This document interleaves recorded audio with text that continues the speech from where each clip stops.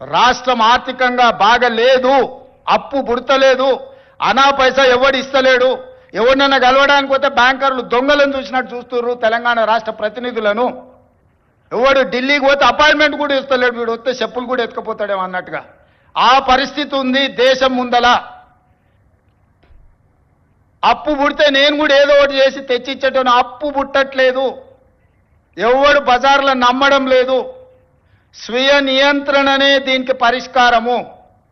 ఉన్నంతలో గౌరవంగా సంసారాన్ని నడిపితే బజార్లో ఎవడైనా నమ్ముతాడు.